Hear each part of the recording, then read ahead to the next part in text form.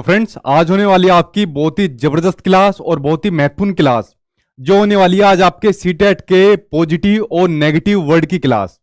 देखिए, जो आपका सीटेट का एग्जाम होता है उसमें आती है आपकी पेडागोजी।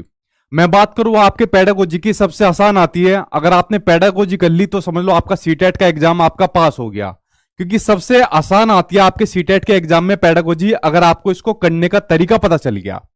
जो आज की वीडियो के अंदर मैं आपको बताने वाला हूं, आपके पॉजिटिव और नेगेटिव वर्ड, अगर आपने इनको अच्छे तरीके से देख लिया, समझ लिया और क्वेश्चन आंसर की प्रैक्टिस कर ली, आप लोग वीडियो को एंड होने के बाद क्या होगे, यार वाकई में सबसे आसान होती है पेडागोजी। ठीक है, 2-4 मिनट लेट हो गया तो थोड़ा सा स्क्रीन के अंदर कुछ दिक्कत चल रही है, टेक्निकल दिक्कत, आप लोगों को थोड़ी सी प्रॉब्लम आएगी स्क्रीन के अंदर, बट थोड़ा मैनेज कर लेना। ठीक है, क्योंकि आज की क्लास के ऊपर आप लोग लिख लेना वेरी वेरी इंपॉर्टेंट, क्योंकि आज की क्लास आपको पेपर पास कराने वाली क्लास आपको देखने को मिलने वाली है। पहली बार चैनल पर आया है वो चैनल को सब्सक्राइब कर लेना, क्योंकि आपके एग्जाम तक आपकी क्लास चलने वाली है, ताकि आपको सभी क्लास मिलती रहे। चैनल को आप लोग सब्सक्राइब कर लेना। पहला और सबसे दमदार और सबसे सदाबहार आपका जो टैग वर्ड है, आपका जो वर्ड है नेगेटिव, वो है आपका केवल, यानी कि ओनली।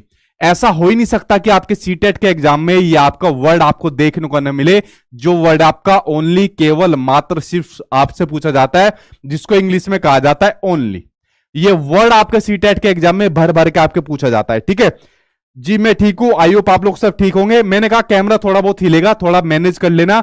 आज आपके कमेंट बॉक्स पे मेरा ध्यान कम रहेगा क्योंकि क्लास बड़ी होने वाली है। ठीक है, जब भी आपके 4 ऑप्शन आपको दिए होंगे, 4 ऑप्शन में जब कभी भी आपको ओनली वर्ड दिखे, केवल वर्ड दिखे, आपको हमेशा ध्यान रखनी है जितने भी ये पॉजिटिव और नेगेटिव वर्ड मिलेंगे 99% तक ये आपके काम करती है वाली ट्रिक। और जो ये ट्रिक काम करती है आपकी पेडागोजी के अंदर काम करती है। ठीक है, कंटेंट वाली चीजों के अंदर इसको मत घुसाना। ठीक है, तो आपके जो वर्ड मिलेगा केवल, कि बच्चों को केवल इस तरीके से पढ़ना चाहिए, बच्चों को केवल ये वाला काम करना चाहिए, बच्चों को केवल इस तरीके से इन चीजों को मैनेज करना चाहिए। जब भी कभी इस तरीके से केवल वर्ड दिया जाए तो समझ जाना वो आपका क्या ऑप्शन बन जाएगा, वो पूरा का पूरा ऑप्शन आपका केवल बन जाएगा। और केवल आते वर्ड को वो पूरा ऑप्शन आपका केवल बन जाएगा। जैसे सामने आपकी स्क्रीन पर इस तरीके से क्वेश्चन दिया हुआ है कि बच्चे किस प्रकार से सीखते हैं। जैसे मैंने आपसे कहा, क्वेश्चन आपके सामने स्क्रीन पर है, नीचे दिए गए स्टेटमेंट कथनों में से कौन सा इस प्रश्न के विषय में सही नहीं है। तो क्वेश्चन यहां पर पूछ लिया, नेगेटिव क्वेश्चन पूछ लिया। जब कभी आपसे क्वेश्चन नेगेटिव पूछे तो नेगेटिव का आंसर हमेशा नेगेटिव होगा।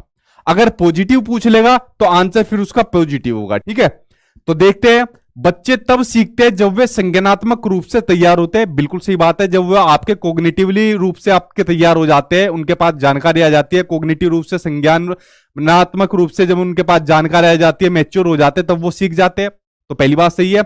बच्चे अनेकों प्रकार से सीखते हैं, बिल्कुल सही बात है, परिवार में सीखते हैं, स्कूल में सीखते हैं, प्लेग्राउंड में सीखते हैं, ये वाली बात भी बिल्कुल सही है। तो ये भी आपका पॉजिटिव हो गया, दोनों बात पॉजिटिव है, हमें तो नेगेटिव ढूंढना है। बच्चे सीखते क्योंकि वे स्वाभाविक रूप से प्रेरित होते हैं, मोटिवेट होते हैं, ये वाली बात भी बिल्कुल सही है, तो ये भी पॉजिटिव हो गया। बच्चे केवल क्लास में सीखते हैं, ये वर्ड आ गया केवल। ठीक है, मैंने क्या कहा था, केवल क्या है, नेगेटिव। क्या बच्चे सिर्फ क्लासरूम में सीखते हैं? बच्चे प्लेग्राउंड में भी सीखते हैं, बच्चे घर में भी सीखते हैं, हर जगह बच्चे सीखते हैं। तो केवल आ गया, तो केवल क्या है, नेगेटिव। तो नेगेटिव का भाई क्या हो जाएगा, नेगेटिव। तो आंसर क्या हो जाएगा, 4th आंसर आपका सही हो जाएगा। और सीटेट के एग्जाम में केवल इतना आपको दिखाई देगा, मुझे तो ऐसा लगेगा कि हर बिना इसके तो शायद कोई आपका क्वेश्चन ही ना बने। तो केवल आपको बहुत देखने को मिलेगा, आपका जो ये वाला आपका नेगेटिव वर्ड है केवल। ठीक है, जैसे एक और क्वेश्चन सामने आपकी स्क्रीन पर दिया हुआ है, ये आपका कंटेंट से लिया हुआ है, बेसिकली पेडागोजी नहीं है। तो क्वेश्चन क्या दिया हुआ है आपका, कि समावेशी शिक्षा यानी कि इंक्लूसिव एजुकेशन, जो मानते हैं कि सभी बच्चों को समान रूप से समान शिक्षा दी जाए। ठीक है, बिना किसी भेदभाव के। इससे क्या मतलब है, आर्थिक रूप से कमजोर वर्गों का आरक्षण जो होता है, रिजर्वेशन होता है, केवल सरकारी स्कूलों में ही होता है। क्या केवल सरकारी स्कूलों में होता है? प्राइवेट स्कूल में भी होता है, 25 रिजर्वेशन वहां भी उनके लिए होता है। ठीक है, तो केवल आ गया। दिव्यांग छात्रों को सिर्फ, यहां पर बात होगी सिर्फ यानी ओनली, विशेष विद्यालयों में ही शिक्षा दी जाए। देखो, सीबीएसई वालों ने जो मेरा टैग वर्ड बेकार कराया ना, नेगेटिव वर्ड, वो कराया ही। ये जो ही वाला है ना, ये 50-50 काम करता है, इसकी बैटरी खराब कर दी सीबीएसई वालों ने। ये पहले इतना चलता था, जब पिछली बार पेपर होते थे, जो हिंदी की पेडागोजी आती थी उसमें सबसे ज्यादा चलता था, और इतनी स्पीड से पेडागोजी को सोल्व कराता था, बच्चा क्वेश्चन देखता था, ही आ गया, देखते उसको टिक कर दिया, ठीक है, ये गलत होगा, ऐसे ही होगा। लेकिन सीबीएसई वालों ने पिछली बार इसकी हवा निकाल दी, इस बार हम सीबीएसई वालों की हवा निकाल देंगे, ठीक है। तो इस बार इसको मत करना, ये टैग जो आपका ये वर्ड है आपका ही वाला नेगेटिव वर्ड है, ये काम का नहीं रहा, ठीक है। ये हो भी सकता है, नहीं भी हो सकता, इसलिए आज की वीडियो के अंदर मैंने इसको ऐड नहीं किया, ठीक है। तो ये आपका क्या हो गया, दूसरा सिर्फ, ये भी आपका नेगेटिव हो गया। तीसरा है सरकारी विद्यालयों में केवल फिर केवल आ गया। अगला है योग्यता से परे होकर सभी बच्चों को गुणवत्ता शिक्षा उपलब्ध कराई जाए, तो फोर्थ आंसर आपका ऐसे हो जाएगा, ठीक है। तो समझ गए, केवल सबसे सदाबहार और सबसे बढ़िया आपका टैग वर्ड है आपका नेगेटिव आपका टैग वर्ड है, ठीक है। अब बात करते हैं आपके दो टैग वर्ड की एक साथ बात करते हैं, आपके पॉजिटिव और नेगेटिव की एक साथ बात करते हैं। एक होता है आपका एक होता है आपका पैसिव, जिसको निष्क्रिय कहा जाता है। दूसरा होता है आपका सक्रिय, जिसको एक्टिव कहा जाता है। देखिए, आपको इनके नाम से पता चल रहा है, एक होता है एक्टिव, एक होता है पैसिव। आप लोग मुझे सिंपल से एक बात बताओ, आप लोग यहां पढ़ने आए हो, मैं आपको पढ़ाने आया हूं, क्या आप बिना एक्टिव हुए पढ़ सकते हो, या बिना एक्टिव हुए मैं आपको पढ़ा सकता हूं? नहीं पढ़ा सकता, ना ही आप लोग पढ़ सकते हो। तो आपको पढ़ने के लिए और मुझे पढ़ाने के लिए एक्टिव होना बहुत ज्यादा जरूरी है, ठीक है। निष्क्रिय होके ना तो आप लोग पढ़ सकते, ना ही मैं पढ़ा सकता, इसलिए निष्क्रिय नेगेटिव होगा पॉजिटिव होगा? नेगेटिव होगा। और सक्रिय पॉजिटिव होगा या नेगेटिव होगा? पॉजिटिव होगा। समझ गए, दोनों में डिफरेंस हो गए। तो इसलिए आपको पैसिव के साथ नहीं जाना, पैसिव नेगेटिव होगा और आपका जो है एक्टिव, आपका सक्रिय जो होगा वो आपका पॉजिटिव होगा। ये बात आप लोग समझ गए, ठीक है। इसलिए टीचर को भी और स्टूडेंट को भी, दोनों को कैसा होना पड़ेगा? सक्रिय होना पड़ेगा। अगर आप भी और मैं भी, अगर दोनों में से एक भी पैसिव हो गया, निष्क्रिय हो गया, तो जो हमारा जो टीचिंग लर्निंग प्रोसेस है, जो शिक्षण अधिगम प्रक्रिया है, वो क्या कंप्लीट हो पाएगी? नहीं हो पाएगी, ठीक है। समझ गए, तो दोनों का एक्टिव होना बहुत ज्यादा जरूरी है। क्वेश्चन सामने आपकी स्क्रीन पर है कि एक बाल केंद्रित शिक्षा में, एक चाइल्ड सेंटर्ड क्लासरूम में शिक्षिका की कोई भूमिका नहीं होती। बिल्कुल गलत बात है भाई, शिक्षिका की भूमिका होती है। अगर शिक्षिका नहीं होगा, टीचर नहीं होगा, तो पढ़ाएगा कौन बच्चे को?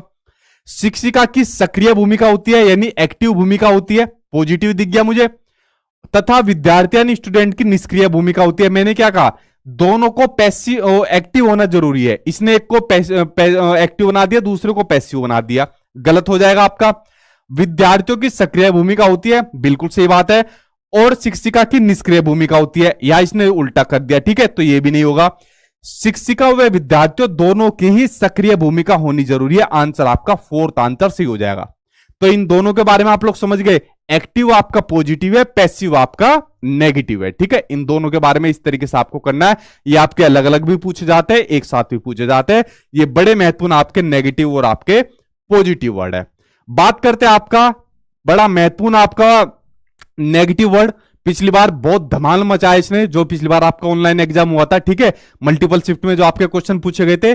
पता नहीं है भाई साहब ने क्या खा लिया, लगभग हर शिफ्ट के अंदर ये पूछा गया, ठीक है, क्योंकि एनईपी 2020 पूछी गई थी, राष्ट्रीय शिक्षा नीति पूछी गई थी, तो उसकी वजह से हर शिफ्ट में देखने को मिला। ये नेगेटिव वर्ड है आपका मानकीकृत, स्टैंडर्डाइज आपका, ठीक।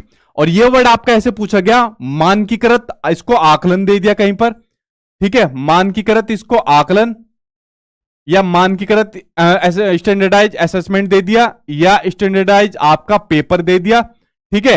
तो इस तरीके से इसको पूछा गया। ये स्टैंडर्डाइज, इसको टेस्ट दे दिया, ठीक है। इसके आगे कुछ भी नाम दे दिया, या तो असेसमेंट दे देगा एग्जामिनर, या पेपर दे देगा, या टेस्ट दे देगा। मानकीकृत आकलन दे देगा, मानकीकृत पेपर दे देगा, मानकीकृत आपके टेस्ट दे देगा।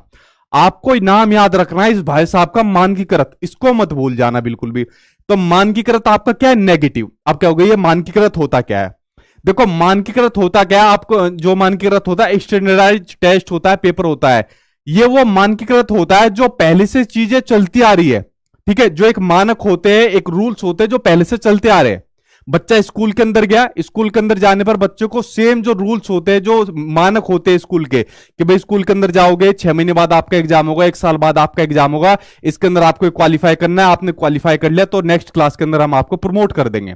बच्चे ने कुछ नॉलेज गेन करी, नहीं करी, कोई कौशल सीखे, नहीं सीखे, कुछ व्यवहार के अंदर अपना सीखा, कोई नई स्किल सीखी, नहीं सीखी, कोई मैटर नहीं करता। बस उसको उसने कितने नंबर गेन करे इसके ऊपर पूरा पूरा ध्यान रखना है। तो इसलिए एनईपी 2020 राष्ट्रीय शिक्षा नीति ने कहा भाई इसको तो खत्म करो। जब बच्चा कोई चीज नहीं सीख पा रहा, कोई क्वेश्चन नहीं सीख पा रहा, कोई नई स्किल नहीं सीख पा रहा, तो इसका मतलब ही क्या रह जाता है।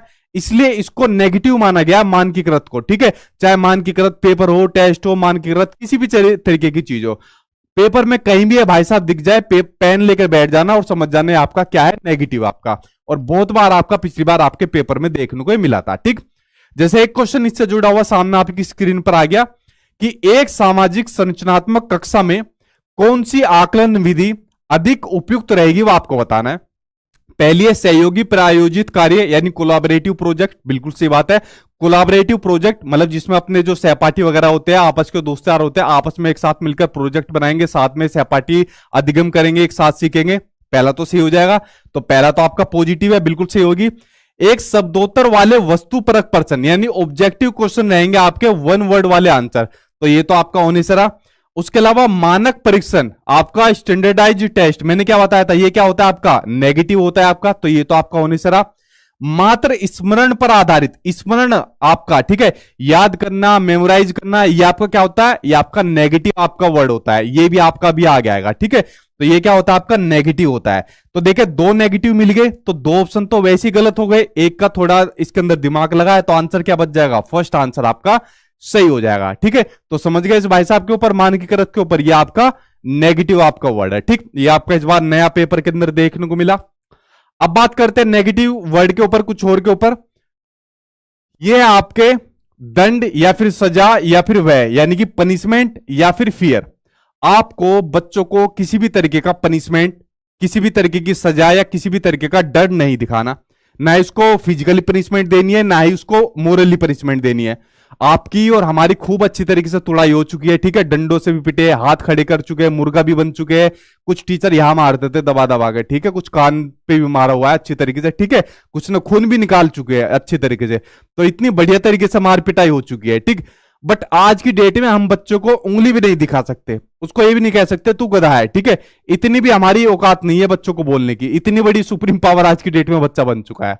तो अगर किसी भी ऑप्शन के अंदर आपको यह वर्ड दिख जाए कि आपको बच्चों को पनिशमेंट देने वाले वर्ड की बात आ जाए, बच्चों को डर दिखाने वाली बात वर्ड की बात आ जाएगी, ठीक है। जैसे हमको डर दिखाया जाता था, चुपचाप बैठ जाओ वरना बाहर निकाल दिए जाओगे, मुर्गा बना दिए जाओगे, ठीक है, टांगे तोड़ दी जाएगी, तो समझ जाना वो आपके कैसे वर्ड हो जाएंगे, वो आपके नेगेटिव वर्ड हो जाएंगे, ठीक है। ये बात आप लोग समझ गए। देखिए आगे बढ़ते ऑप्शन के ऊपर। हमारे टाइम पे तो किसी ने बताया नहीं, स्कूल टाइम पे ये सब चीजें, ठीक है। देखिए क्वेश्चन दिया हुआ है आपको कि एक प्राथमिक विद्यालय की जो अध्यापिका है वो बच्चों को एक प्रभावशाली समस्या समाधानकर्ता बनाने के लिए किस प्रकार से उसको प्रोत्साहित कर सकती है, यानी एक बहुत बढ़िया उसको प्रॉब्लम सोल्वर बनाना चाहती है, तो उसके लिए वो किस प्रकार से एनकरेज कर सकती है। प्रॉब्लम सोल्वर कैसे, मतलब जिसमें बच्चा किसी प्रॉब्लम को, किसी समस्या को अपने आप उसका समाधान कर सके, ठीक है। तो उसके लिए उसको किस प्रकार एनकरेज कर सकती है। जैसे आपके सामने प्रॉब्लम क्या है, सीटेट का एग्जाम, तो सीटेट के एग्जाम को किस प्रकार से अच्छे नंबर से आप लोग पास कर सकते हो, तो इसके लिए आपको किस प्रकार से एनकरेज कर सकती है, ठीक है। तो इसके लिए एक टीचर क्या काम कर सकता है, ये इस तरीके का क्वेश्चन है। अब देखिए आंसर दिया हुआ है इसमें, ऑप्शन दिए हुए इसमें, प्रत्येक छोटे कार्य के लिए भौतिक पुरस्कार देकर। अब देखिए जो पुरस्कार होता है, पुरस्कार होता है आपका नेगेटिव वर्ड। क्या होता है पुरस्कार आपका, नेगेटिव वर्ड। अब क्या हो गया सर, हमें तो पुरस्कार जो मिलते हैं ये नेगेटिव वर्ड कहां से हो गए, पुरस्कार तो ज्यादा ज्यादा मिलनी चाहिए, नहीं।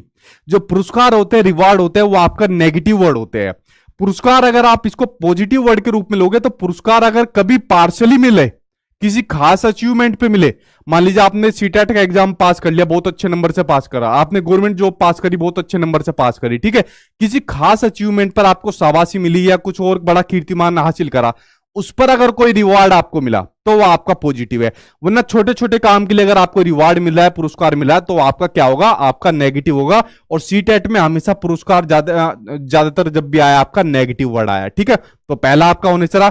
दूसरा भाई साहब आपको दिख गया केवल, तो केवल भी क्या होता है आपका, केवल आपका नेगेटिव वर्ड होता है। तीसरा है आपका गलत उत्तरों को अस्वीकार करके उनको दंडित करके, तो दंडित भी क्या होता है आपका, नेगेटिव होता है। तो देखो तीन ऑप्शन के अंदर शुरुआत में मुझे नेगेटिव मिल गए, तो चौथा क्या बचा, चौथा ही पॉजिटिव बचा, कि बच्चों को सहजनाभूत अनुमान लगाने के लिए प्रोत्साहित करना, उनको एनकरेज करना कि बेटा आप लोग अनुमान लगाओ कि सीटेट के एग्जाम में इतने बढ़िया नंबर कैसे आ सकते हैं, और उसी पर आधारित विचार मंथन करके एक और पॉजिटिव वर्ड आया विचार मंथन करके, यानी ब्रेन स्टॉर्मिंग। ब्रेन स्टॉर्मिंग क्या होता है आपका? पॉजिटिव वर्ड होता है, ठीक है, ब्रेन स्टॉर्मिंग आपका, ठीक है। जब भी कोई प्रॉब्लम सोल्व करता है आदमी तो उसके दिमाग में क्या होता है? ब्रेन स्टॉर्म होना आपका स्टार्ट हो जाता है, ठीक है। दिमाग में क्या होता है? मंथन होना उसका स्टार्ट हो जाता है, ठीक है। आपसे मैंने पूछा कि बताओ सीटेट के एग्जाम अच्छे नंबर से पास कैसे करोगे? आपके सामने समस्या, इस समस्या के बाद आपके दिमाग में क्या हुआ? आंधी तूफान आना शुरू हो गया, ठीक है, विचार आने आपके शुरू हो गए। यार डेली सचिन सर की क्लास अटेंड करेंगे 8 बजे, उनके नोट्स को अच्छे तरीके से कर जाएंगे, इतने घंटे पढ़ेंगे। तो ये जो ब्रेन स्टॉर्मिंग होता है ना, इसको हमेशा आपको एक पॉजिटिव समझना है, ठीक है। तो ये क्या होता है? आपका पॉजिटिव होता है। और शुरू में तीनों ऐसा मुझे दिख गए थे, ये तीनों के तीनों क्या है? आपके नेगेटिव होते हैं। तो आंसर आपका फोर्थ आंसर आपका सी हो जाएगा, ठीक। तो समझ गया, आपका पनिशमेंट और भय वगैरह आपके नेगेटिव होते हैं, ठीक। चलिए बढ़ते आपके अगले, आपके नेगेटिव वर्ड के ऊपर अगले कौन कौन से हैं। अगला है आपका व्याख्या या व्याख्यान। बात एक है दोनों की। यह आपका नेगेटिव वर्ड होता है जहां पर बच्चों को कुछ लेक्चर देने की बात या व्याख्या की बात आ जाएगी, या व्याख्यान विधि की बात आ जाएगी, या फिर बच्चों को डेफिनेशन की या परिभाषा देने की बात आ जाएगी। तो ये भी आपका क्या होंगे? ये आपके नेगेटिव वर्ड हो जाएंगे, ठीक है। आपको बच्चों को डेफिनेशन नहीं देनी, परिभाषा नहीं देनी, आपको ना ही उन्हें कोई आपको लेक्चर देना है, ठीक है। और खासकर प्राइमरी पर तो ये काम भूल कर भी मत कर लेना, ठीक है। अपर प्राइमरी पर आप लोग, बड़ी क्लासों में आप लोग एक बारी को इनको कर सकते हो, ठीक। तो ये आपके नेगेटिव वर्ड होते हैं। अब देखिए इनसे संबंधित क्वेश्चन कैसा आएगा उसके ऊपर एक बार नजर डाल लेते हैं। क्वेश्चन सामने आपकी स्क्रीन पर आ गया कि एक अध्यापिका अपने विद्यार्थियों में खोजी अधिगम। यार देखो इसको मैं भूल गया और मेरी ये याद था, जब मैं पीडीएफ को उसको बना रहा था मेरी ये याद था, लेकिन पता नहीं गलती से कैसे निकल गया, ठीक है, स्किप हो गया। डिस्कवरी लर्निंग पिछली बार आपके ऑनलाइन एग्जाम में इतनी बार पूछा गया है, खोजी अधिगम, जिसका कोई तुक ही नहीं है, ठीक है। और गलती से आज पीडीएफ में रह गया। खोजी अधिगम आपका क्या है? आपका पॉजिटिव आपका वर्ड है, ठीक है।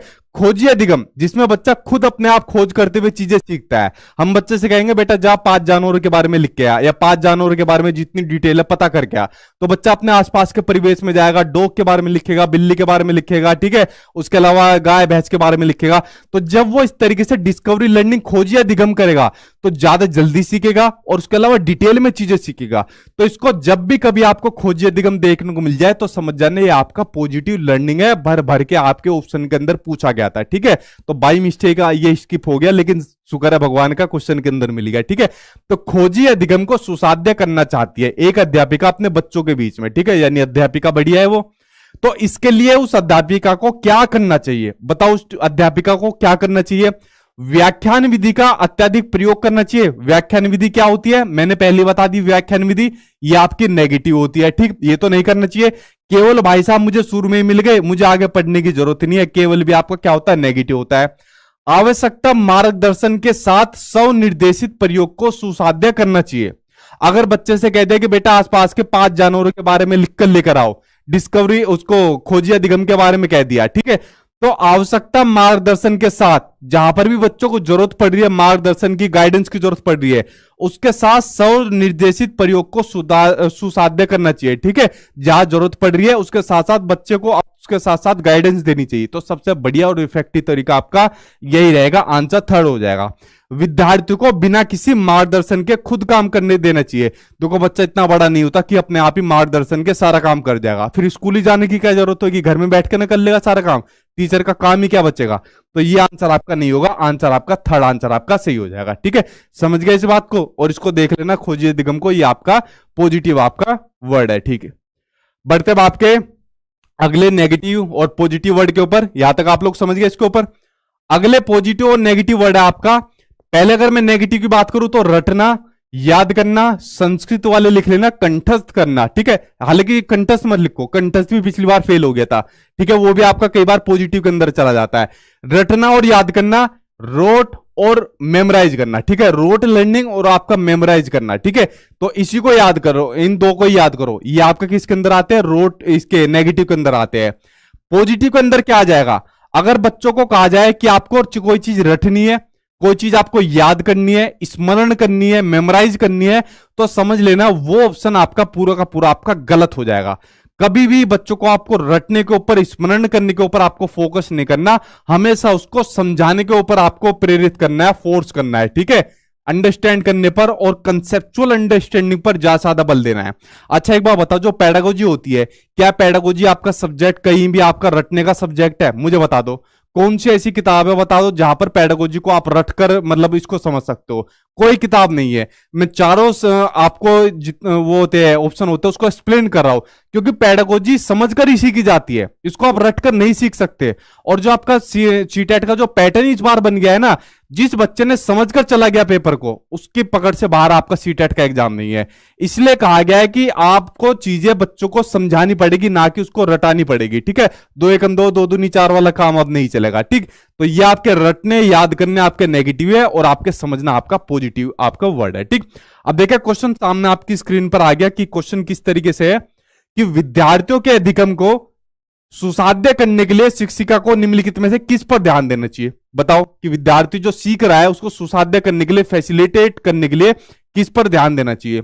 परीक्षाओं के प्रति भय पैदा करना चाहिए कि बेटा सही से पढ़ लो वरना फेल हो जाओगे, तुम्हारी जिंदगी खराब हो जाएगी, ये सब हो जाएगा, वो सब हो जाएगा? नहीं, क्योंकि मैंने आपको बता दिया था जो भय होता है यानी जो फियर होता है ये क्या होता है? आपका नेगेटिव होता है। तो ये तो आपका ऑप्शन वैसे भी रहा। रट कर याद करने पर बल देना, रटना क्या बताया मैंने आपका? रटना क्या होता है? आपका नेगेटिव वर्ड होता है, तो ये भी आपका होने से रहा।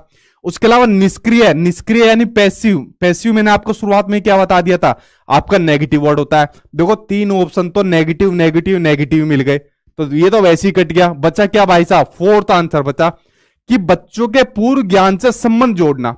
अगर आप बच्चे के दिगम को फैसिलिटेट करना चाह रहे हो, बढ़ाना चाह रहे हो उसको, तो बच्चों के पूर्व ज्ञान से संबंध से जोड़ना कि बच्चों को कोई चीज आप सिखा रहे हो तो सिखाने से पहले बच्चे के पूर्व ज्ञान को जानो कि बेटा आपको ये मैं चैप्टर पढ़ा रहा हूं, क्या इस चैप्टर के बारे में आपको कुछ नॉलेज है? तो बच्चा बताएगा हाँ सर मुझे इसके बारे में ये नॉलेज है। ठीक है, तो पूर्व ज्ञान से उसको जोड़कर आप लोग उसको पढ़ाइए। तो आंसर जो फोर्थ हो जाएगा, फोर्थ आंसर आपका सी हो जाएगा। बाकी तीनों के अंदर आपके नेगेटिव वर्ड छुपे बैठे थे, जिसको देखते आपने टिक करा और तीनों का आंसर आपका निकल कर आ गया। ठीक है, इसको आप लोग समझ गए। बढ़ते हुए आपके अगले के ऊपर। हाँ वेरी गुड आंसर, आप लोग सही दे रहे हो। साथ के साथ पोल दिया करो सर जी। पोल मिल जाएगा इसके अंदर। चलो नेक्स्ट टाइम से देंगे पोल, अभी आप इसके ऊपर ध्यान लगाइए। देखिए अगला क्वेश्चन एक और आगे सामने स्क्रीन पर इसी से जुड़ा हुआ कि विद्यार्थियों में संकल्पनात्मक समझ यानी कि जो आपका कंसेप्चुअल अंडरस्टैंडिंग होती है, मैंने क्या कहा ना कि अब जो अंडरस्टैंडिंग बनानी है, समझ बनानी है, वो कैसी बनानी है? कंसेप्चुअल अंडरस्टैंडिंग बनानी है। रटने पर ध्यान नहीं लगाना बिल्कुल भी। तो कंसेप्चुअल अंडरस्टैंडिंग को सुसाध्य करने के लिए एक टीचर को क्या करना चाहिए? बताओ क्या करना चाहिए? छात्रों को केवल, ये भाई साहब दिख गया, केवल केवल यंत्रवत रूप से यानी कि आपका रोट मेमोराइजेशन पर। ठीक है, तो देखो नेगेटिव नेगेटिव मिल गए, तो ये ऑप्शन तो आपका होने से रहा। संकल्पों के वार्तालाप, उदाहरण और गैर उदाहरण को समाहित करना चाहिए। देखो उदाहरण की बात तो सही आ रही है। अगर आप बच्चों को कंसेप्चुअल अंडरस्टैंडिंग बताना चाह रहे हो, ठीक है, उनको इस तरीके से फैसिलिटेट करना चाह रहे हो, तो उदाहरण तो दो। गैर उदाहरण देने का क्या फायदा? अगर मैं आपको जीन प्याजे पढ़ा रहा हूं तो जीन प्याजे से संबंधित उदाहरण दे दिया आपको, लेकिन गैर उदाहरण देने का क्या फायदा? एसएससी की चीज आपको बता दूं तो उसको देने का क्या फायदा?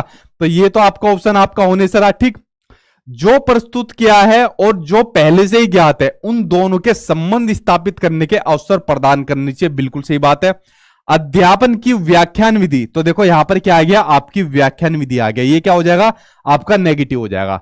तो यहां पर एक नेगेटिव, दो नेगेटिव और तीसरे में आपने दिमाग लगा लिया भाई गैर उदाहरण की बात हो रही है, तो आंसर क्या हो जाएगा? थर्ड आंसर आपका यहां पर सही हो जाएगा। ठीक है, समझ गए इस तरीके से आप लोग कि दोनों के बीच में आपने संबंध बना लिया, जो दोनों आपकी नॉलेज थी प्रीवियस की और आपकी नई वाली। ठीक, अच्छा एक और आपका नया नेगेटिव वर्ड देखने को मिला, जो पिछली बार ऑनलाइन एग्जाम में देखने को मिला।